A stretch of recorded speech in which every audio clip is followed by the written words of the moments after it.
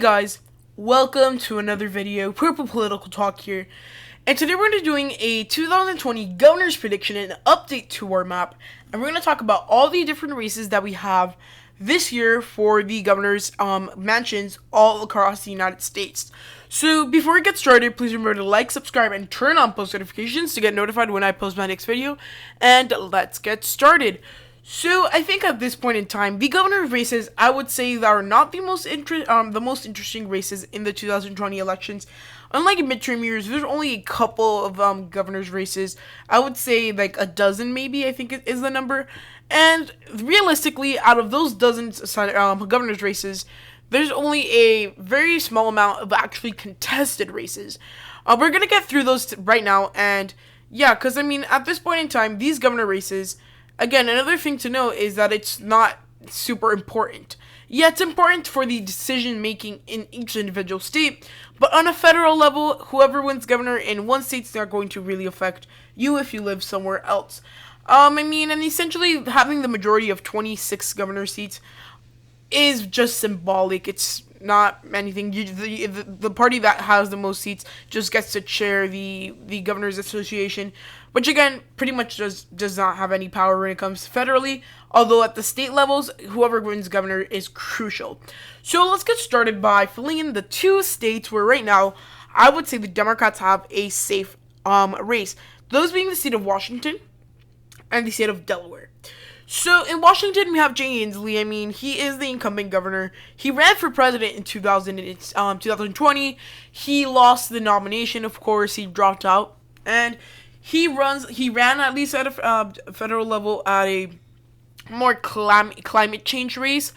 But, I mean, he's popular in the state of Washington, so I kind of see him staying there and winning re-election for a second term.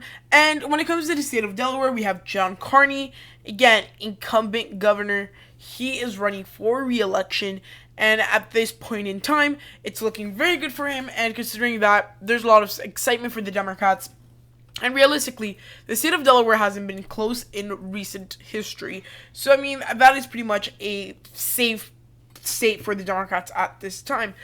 Well, for the Republican Party, they do have their fair share of safe races. However, I mean, it's not much. I think at this point, it's the state of Utah and the state of North Dakota. If I'm correct, I think the lieutenant governor is running for governor in Utah. I think, if I'm correct, I haven't really looked into this race, but if I'm pretty sure it's the lieutenant governor. He's a Republican. He's probably going to win, especially because he's a little bit more moderate than the anti-Trump Utahns, which there is actually a lot of anti-Trump movement in the state of Utah. So if the Democrats were able to run the right candidate, they probably would have won here. However, I mean, they really didn't run a very strong opponent. However, I mean, I think at this point, it's the lieutenant governor. He was kind of popular, so I think at this point he's probably going to win that race. In North Dakota, you have Doug Burgum, and I mean, again, popular incumbent. He's going to run for re-election in a red state. Not going to have as big of an issue winning there. So right now, what we can see is that there's only 4 safe states in this election, and it is because, for the most part, the races are mostly likely states. I also forgot to fill in the state of Indiana with Eric Holcomb. He should win re-election there. I mean, not too hard of a thing. It's a Republican state, things like that. But these are all our safe states at this time for these races. And let's move on to the Democratic likely states, which I think at this point there's only one.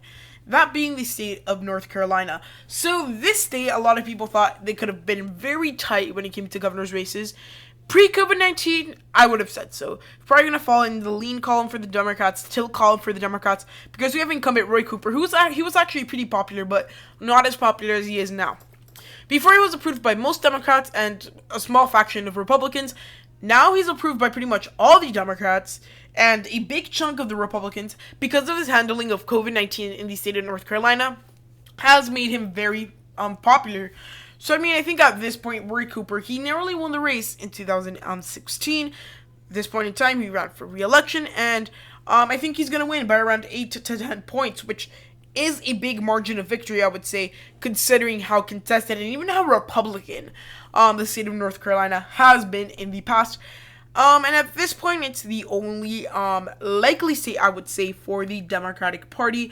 And remember, a lot of these races, they're contested, I would say. I mean, there's like some of these races, I will get to them, that they could honestly go to either side. But however, I mean, it's very lopsided, and I think it's very easy to predict. These elections are going to be insanely easy to predict just because of the sheer fact that, one, the states that we're seeing in these races, for example, for the most part, they're pretty much or either solidly Republican on the presidential and other levels, or they're very popular incumbents in the other opposite state, which we're going to see the different scenarios of this happening right now. So, North Carolina, the only likely state for the Democrats, and the Republicans, I think they have a likely state with the state of West Virginia.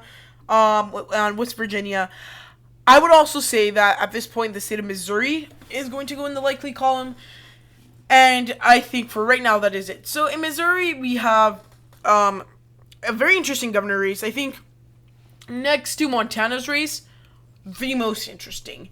And I think at this point, it's Mike Parsons, the current incumbent. He's going against state auditor, Nicole Galloway. Nicole Galloway has a lot of potential on a statewide race. She's won a statewide race before, when she became state auditor for the state of Missouri. However, I mean, it's going to be a little tough for her. Yeah, there's minority turnout. She's going to be able to get all those voters out. But Mike Parsons still gets the old Republican base, which there's a lot of big votes fitting that description in the state of Missouri. So Mike Parsons leading in polls is, by the way, he's leading by around 5 to 10% on average in some of the recent polls we've gotten. And I think at this point, it looks like it's solidified. West Virginia have Jim Justice. He is the incumbent governor, and he was elected as a Democrat, but then flipped sides. And this is going to be a very interesting thing to see, just because, I mean, having a former Democrat, I would say, is very interesting, I would say, running as a Republican. And here's the thing. If the Democrats were able to run a conservative Democrat, I don't know who they ran, because I haven't really looked into this race too much either. It depends on who they really run, because it really can change, but I think at this point, Jim Justice should be win re-election easily, although the margin might be a little lower than he should have expected.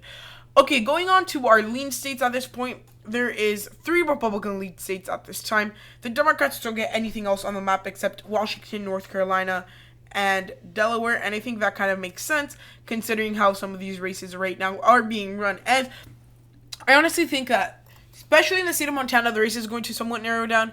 We have Mike Cooney going against going against Greg Gianforte. So Mike Cooney was the lieutenant governor during Steve Bullock's governor administration. Steve Bullock went on to run, or is running for Senate in 2020. That's going to be a very interesting Senate race. However, his lieutenant governor is running for governor, and incumbent House member for the state of Montana, Greg Gianforte, very infamous, if you would say so, for body slamming a reporter. Greg Gianforte, he is going to probably win this race because Mike Cooney, although he was under the Steve Bullock administration, he is not as well known. And I think at this point, Greg Gianforte should probably be able to win in the state of Montana in that governor's race. I would say by around 3 to 5 points. Right now they have some polling, but it's going to be interesting to see how it goes. And when it comes to New Hampshire and Vermont, they're pretty much similar scenarios. Very popular Republican governors in very liberal blue states. More Vermont than New Hampshire when it comes to the liberal blue states. But, I mean, in Vermont we have Phil Scott. He's very popular. He goes and he's moderate for Republicans, I would say. Very liberal. And the voters really like him, so he's going to get probably reelected by a substantial margin. And in one of these 2 races, I know the lieutenant governor is running for governor, so that's going to be an interesting dynamic. However, I mean, don't see much of change in that. And in the state of New Hampshire, you have Kristen, very popular governor, and I think honestly he shouldn't have as much trouble winning that race. I think at the end of the day, this map looks very good for the Republicans because, I mean, they really don't have to spend too much money on it. And I think, honestly, very bad things for the Democrats since Montana is kind of now a little bit out of play. However, Montana is going to be interesting to see. just because of Mike Cooney and all of the kind of post Steve Bullock feelings in the state to see if the lieutenant governor. Do they think that the lieutenant governor should serve as governor? But I think at this point, the governor's race is not looking too good for the Democrats, unlike the Senate race, which we'll talk about in another video. So, hope you enjoyed the video. This is a short one, but I hope you enjoyed it. So, like, subscribe, and turn on post notifications, and so you guys are up to date with our latest content. And yeah, so hope you enjoyed the video, and goodbye.